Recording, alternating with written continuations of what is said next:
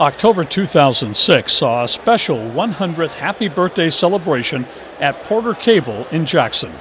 But what's important today is that all of you in this room and all the other employees of Porter Cable deserve a special congratulations on your 100th anniversary. It's quite an accomplishment.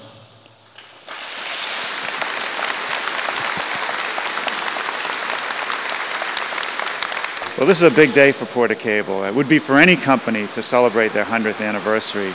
And, this is a time to pay a tribute to the employees who helped make this happen. You can't survive 100 years without having good employees or good products. And, I feel like I'm part of this family because for a number of years now, Porter Cable has been a sponsor of the New Yankee Workshop, and that relationship is continuing into the future. So it's a big celebration day for the family.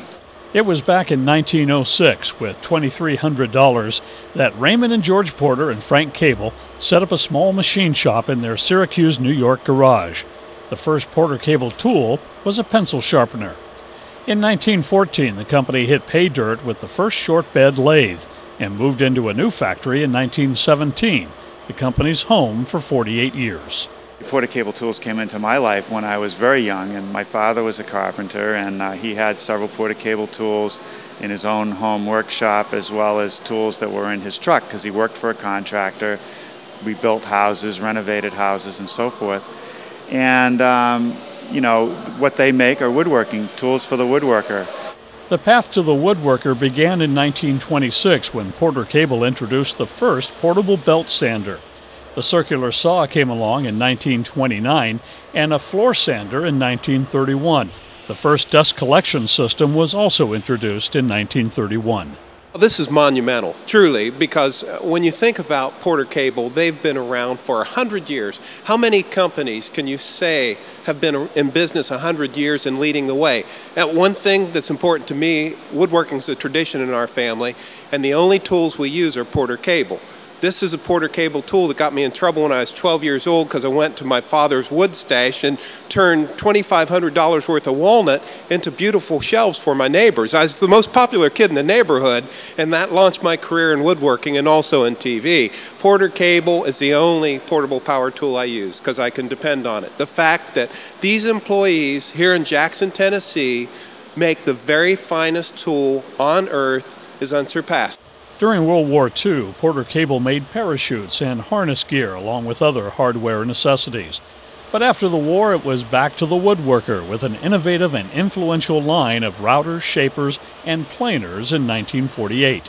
The 1950s included yard tools, chainsaws, and a riding lawnmower. Our local story really begins in 1965, when the company and many of its employees left the chill of Syracuse and moved to a brand new facility here in Jackson. They're one of our oldest premier companies. They came here in 1965, and they have done such a wonderful job, and we use them as an example, and their workers as an example of the kind of employees that can be found in the West Tennessee area. They also have been fantastic members of the community. Their management people have joined boards of the civic clubs. They've been so instrumental in the charities that are in the community. They've just been, in every respect, a wonderful corporate citizen. From the Jackson plant, Porter Cable improved their existing tools and introduced a biscuit joiner and random orbit sander. The company took a lead position in cordless tools and the inclusion of digital technology. Most of the tools that were on display at the celebration came from Dick Jarman's extensive collection.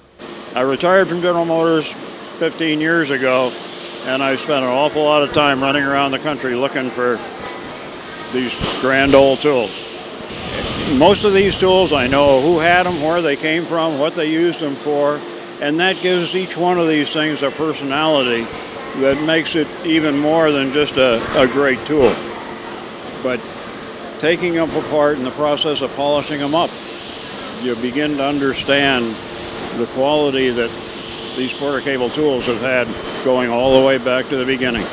Over these 100 years, the company has weathered mergers, new owners, and even a misguided and discontinued product line. Keeping the quality of a tool up and innovating it so that it becomes better, and not being willing to stick with that rather than try to cut cost and make the tool a little bit less expensive from the manufacturing side, because it gets you in the end. I mean, we heard some talk today about you can't do that. You've got to maintain your credibility. And it's just like what we do with the workshop show, and even with this old house, is that everything we put out there, we try to be as informed and ready and credible about what we say and what we do. And if you can make tools that are credible like they do, and they hold their value and they work for a long time, then you've done your job.